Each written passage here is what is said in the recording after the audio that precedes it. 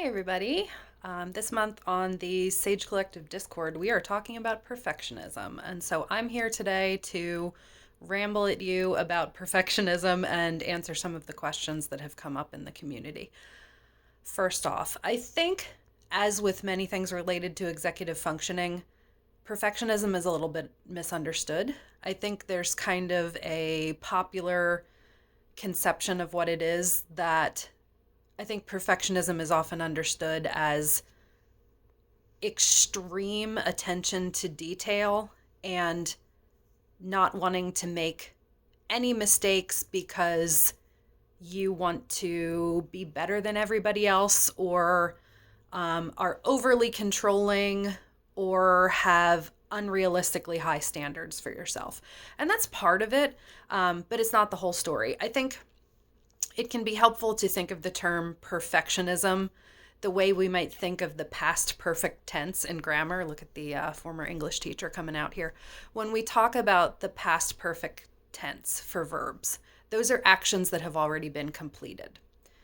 Perfectionism is often related to this idea of having a completist view or completist thinking patterns. So it might show up as all or nothing thinking. It might mean delaying decisions until we feel like we understand everything about a topic and all of the pros and cons of a decision, and we can't make a move until we have that complete understanding. It might mean wanting to optimize a process before we get started. It might mean discomfort with leaving tasks incomplete. I don't know why I couldn't think of the word incomplete. But wanting to feel like we can't get up from our chair or we can't go to bed until a task is completely finished. So those are examples of perfectionism that I think tend to get overlooked.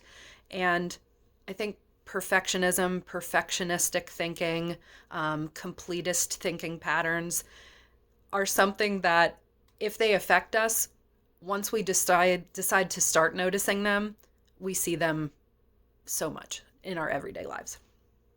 As I flip over my notes here. So I wanted to give some examples of real life perfectionistic tendencies that have come up in my coaching appointments just in the last week or so. So one client was really hesitant to try a time management strategy until they understood as much as they possibly could about it. Another client, again, expressed discomfort with going to bed before everything on their list was complete.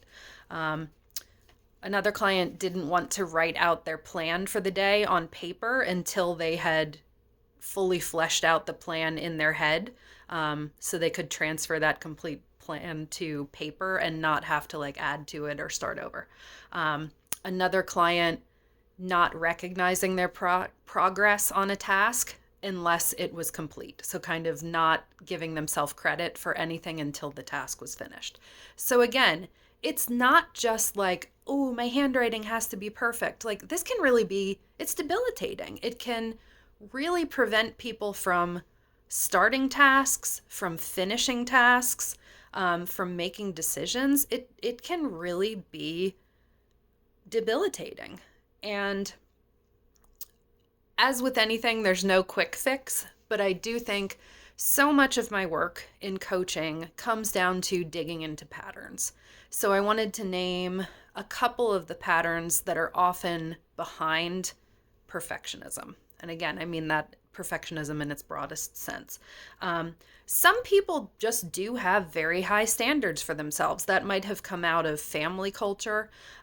It might have come out of personal values.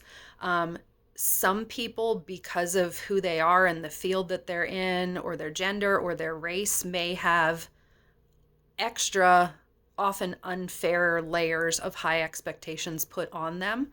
And that pressure is often internalized. So sometimes that leads to perfectionism. For some people, perfectionism, because it's often, there are good intentions behind it. It's a safe way to avoid uncomfortable things. So for some people, it might be fear of forgetting where you left off in a task.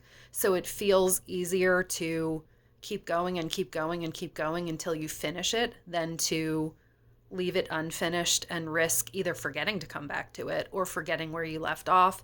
Some people also fear, what if I come back to this task and I don't have the same motivation? Or what if I'm somebody who has, for whatever reason, fluctuating energy levels and I worry about not having the same energy when you come to back to it? That's real, but that's really the issue underneath. Some people are just very analytical, very research oriented. So optimizing a process and planning out every detail of how they're going to do something, that's interesting. And it actually fulfills an intellectual need for people. But there are safer ways maybe to scratch that itch than to put pressure on ourselves to optimize everything about a process before we can get started.